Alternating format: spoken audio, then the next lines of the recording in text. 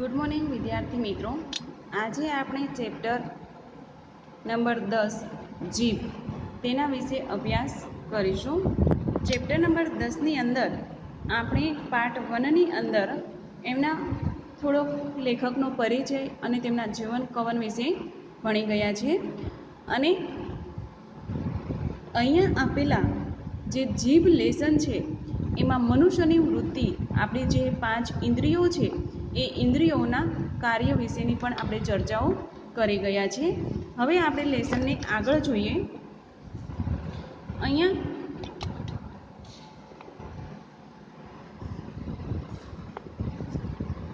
રસાસ્વાદનો અધિકાર જીભને મળ્યો છે, એના વડે સ્વાદનું જ્ઞાન થાય છે। આપણી જે જીભ છે એ જીભનું કામ એક તો છે રસાસ્વાદ લેવાનું અને બીજું છે બોલવાનું। હવે એના વડે સ્વાદનું જ્ઞાન થાય છે। આપણને ખ્યાલ આવે છે કે ખાટું છે, મોળું છે, તીખું છે, કેવું છે એ આપણે આપણા જીભને આધારે નક્કી કરીએ છીએ। માટે એને જ્ઞાનેન્દ્રિય ગણી તે યોગ્ય ગણાય છે અને એટલા માટે જ આપણી જીભને જ્ઞાનેન્દ્રિય કહેવામાં આવે છે। બોલવાનું કાર્ય એ કરે છે એટલા માટે તેને કર્મેન્દ્રિય પણ કહી શકાય છે। જીભ જ્ઞાનનું કાર્ય કરે છે, સ્વાદનું જ્ઞાન થાય છે માટે તેને જ્ઞાનેન્દ્રિય કહેવાય છે।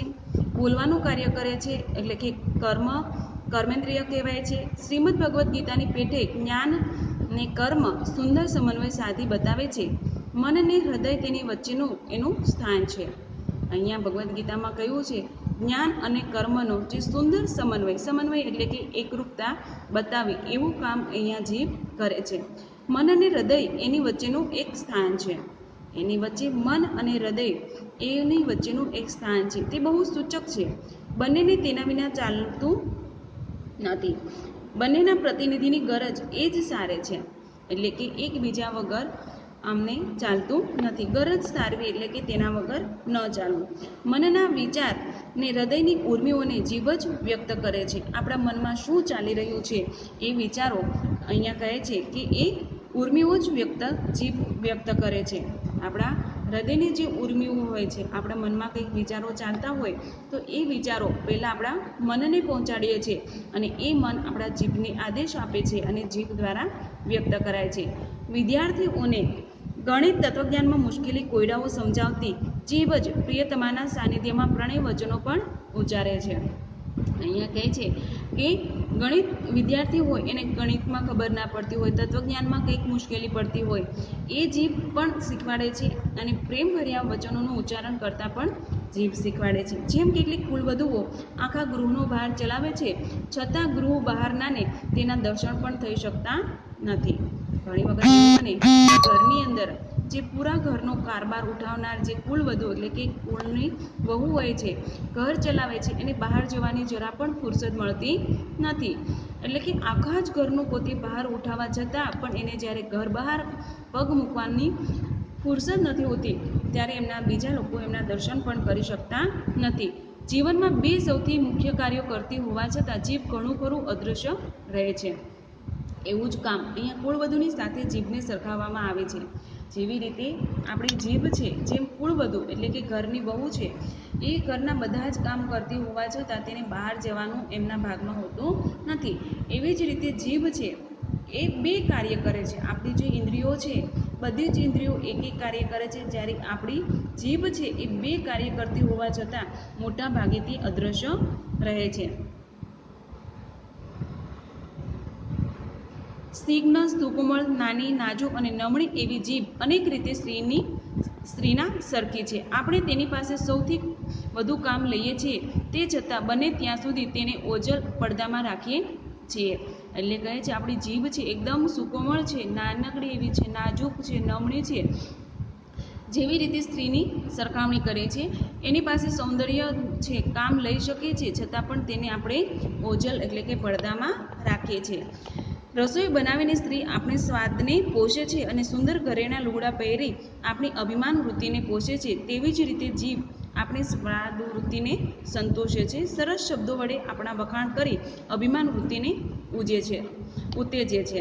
એટલે કે જેવી રીતે ઘરની સ્ત્રી છે, આપણા બધાના જ ઘરના જે કાંઈ સભ્યો હોય એ બધાના ભાવતું ભોજન બનાવી આપે છે, પોતે સારા આભૂષણો સારા કપડાં પહેરી અને પોતાના ઘરની આબરૂને સાચવે છે. એવી રીતે જીભ છે એ સારા શબ્દોનું ઉચ્ચારણ કરીને પોતાના પરિવારના વખાણ પણ કરે છે. સ્ત્રીની પેઠે જીભ પણ ઘાયલ કરે છે ને ઘા ભૂજાવે છે.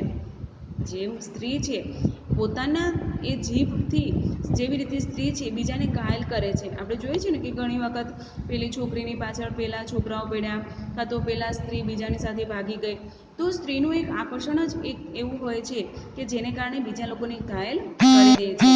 એવી રીતે જીભ છે એ પણ સામેવાળાના એમના શબ્દોથી બીજાને ઘાયલ પણ કરી દે છે.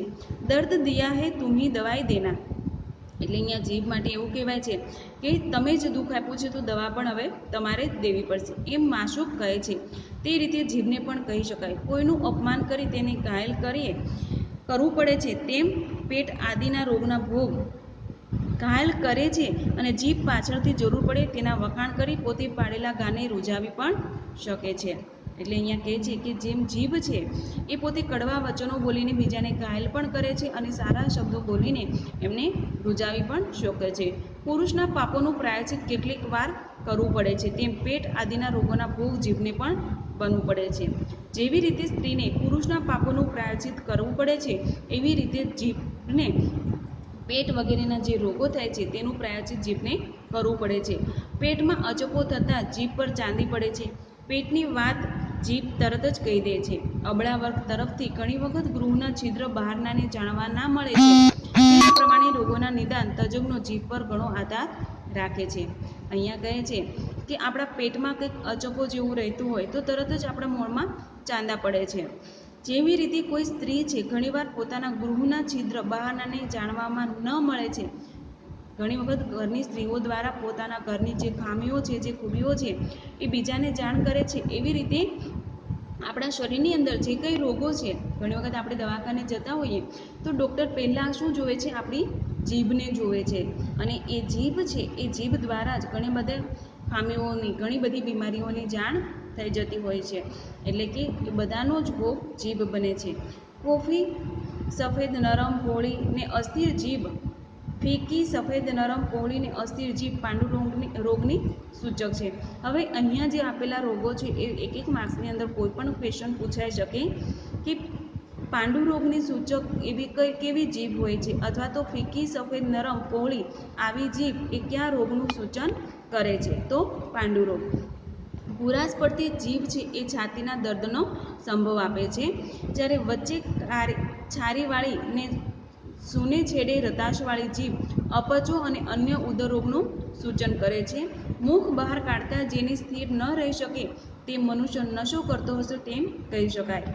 જ્યારે આપણે બોલતા બોલતા જીભ બહાર કાઢી અને જેમ આપણી જીભ તમે કાઢીને ટ્રાય કરી જોજો કે જેમ આપણી જીભ સ્થિર રહે છે એમ જે લોકો નશો કરતા હશે તેની જીભ સ્થિર નહીં રહી શકે. તો એના પરથી ખ્યાલ આવે કે આ વ્યક્તિ નશો કરે છે. મુખ બહાર કાઢતા એક બાજુથી બીજી બાજુ જીભને હલાવી ન શકાય તો એ પક્ષાઘાતનું ચિહ્ન ગણાય છે. જ્યારે જીભને બહાર કાઢો અને આગળ પાછળ આપણે આમ ફેરવીએ અને જો ના થઈ શકે તો તેને પક્ષાઘાત આવેલો છે એવું કહી શકાય. આમ જીભ દેહના અનેક દર્દો ખુલ્લા કરે છે, પરંતુ જીભ માત્ર શરીરની વ્યાધિઓને જણાવતી નથી. એટલે કે જીભ છે આપણા શરીરના ઘણા બધા રોગોનું ચાડી ખાય છે, પણ આપણા રોગની જે બીમારી છે એ કહી શકતી નથી. એ મનુષ્યના ગામ, જાતિ આદિની પણ માહિતી વગર પૂછે આપી દે છે. અને આપણી જીભ છે આપણે કઈ જ્ઞાતિના છીએ, ક્યાંથી આવ્યા છીએ, કઈ જાતિ, જ્ઞાતિ, ગામ એ બધું જ આપણી જીભના આધારે ખબર પડી જાય છે. કઈ રીતે? બ્રાહ્મણ, ક્ષત્રિય, વૈશ્ય કે શૂદ્ર એ ભેદો પણ કદાચ જીભને આધારે જ કરવામાં આવ્યા હશે. જેવી રીતે આપણા 4 વર્ણો છે કે બ્રાહ્મણ, ક્ષત્રિય, વૈશ્ય અને શૂદ્ર, તો એ 4 જે વર્ણો છે એ કદાચ જીભના કારણે જ હશે. કેવી રીતે? અહીંયા કહે છે કે જેની જીભ સહેલાઈથી નહીં જેવા કારણે ભયંકર શાપ અને આપી શકે તે બ્રહર્ષિ. અહીંયા શું કહે છે કે આપણી જીભ છે કે ન જે મામૂલી વાતોમાં પણ જે શાપ આપી દે એ કોણ હોય? બ્રહ્મા હોય, એટલે કે બ્રાહ્મણો હોય. જેની જીભ વેદ મંત્રોના ઘટ, જટા, ક્રમ ઇત્યાદિ પ્રકારે પાઠો કરી કસરત કરે અને ચોમરસનું આસ્વાદન કરે એ બ્રાહ્મણ. ને જેની જીભ ઘણું ખરું મૌન સેવે ને ઇતર વર્ણમાં હુકમ સાંભળી હા મા બાપ કહે તે શૂદ્ર. અને જે લોકો માત્ર આજ્ઞાનું જ પાલન કરે તેમને શૂદ્ર કહેવાય. અત્યારે આ વર્ગ લોપાતા જાય છે. લોપાતા જાય છે એટલે કે લુપ્ત થતા જાય છે અને તેને બદલે નવીન ભેદો રચાતા જાય છે. જેને જીભ યુગંધા, બેવકૂફ, સુવર્ણ એવા ઉચ્ચારતી હોય ને દિવસમાં 4-5 વાર વિવિધ ઉત્તમ વાનીઓનો રસાસ્વાદ માણતી હોય તે ઉત્તમ વર્ગના મનુષ્યો. અત્યારે શું કહે છે કે પહેલાં તો એમની જીભને આધારે એક કઈ જ્ઞાતિનો છે એ નક્કી થતું, પરંતુ અત્યારે એ કઈ જાતિનો છે મનુષ્યનું વર્ણન અત્યારે ઉત્તમ વર્ગનો છે, મધ્યમ વર્ગનો છે કે નિમ્ન વર્ગનો છે એવા એમના તફાવતો પડ્યા છે. જે દિવસમાં 2-3 વખત અલગ અલગ પ્રકારના નાસ્તા કરી શકતા હોય, કોઈ બીજાને હુકમ આપી શકતા હોય એવા લોકોને અત્યારે સુવર્ણ એટલે કે ઉત્તમ મનાય છે. ઉત્તમ વર્ગના મનુષ્ય જેની જીભ મા બાપ પર સરકાર પ્રભુ એવો પાઠ પઢ્યા કરતી હોય ને 1-2 દિવસે એકવાર અતિશયોક્તિમાં જેને અન્ન કહી શકાય એવું કહી આરોપતી હોય તે નીચ વર્ગનો મનુષ્ય.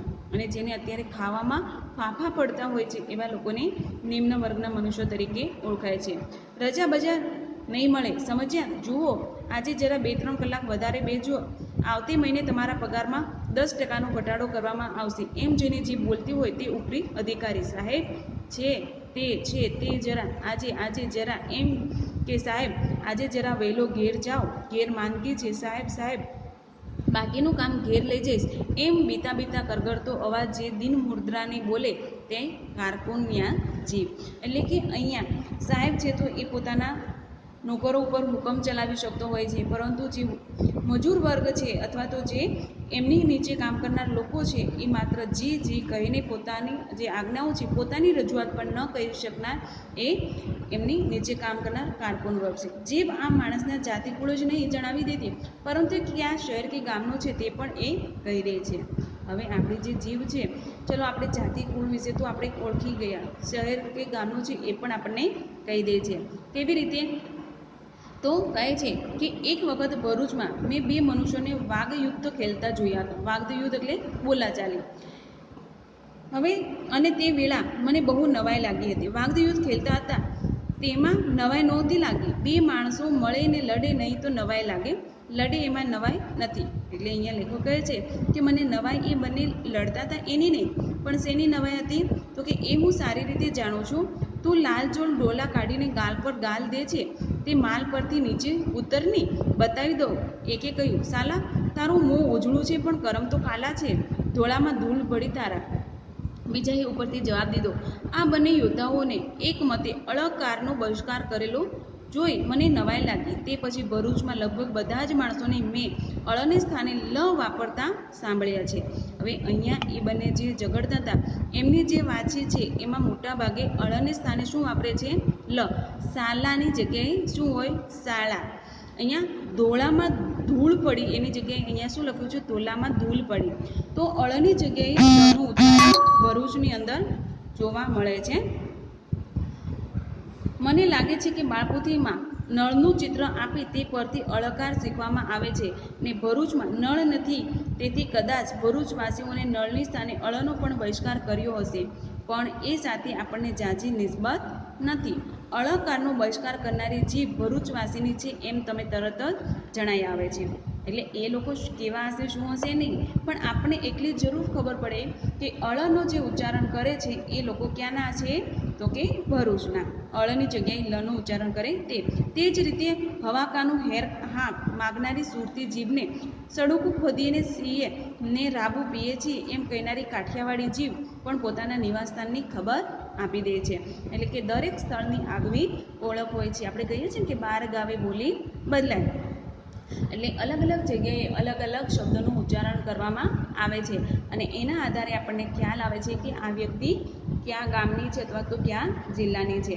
તો અહીંયા આપણે કુસુમનું કઠોર ટપ એમના પાર્ટ 2 અહીંયા પૂર્ણ કરીએ છીએ અને ફરી જ્યારે મળીશું ત્યારે પાર્ટ 3 આગળ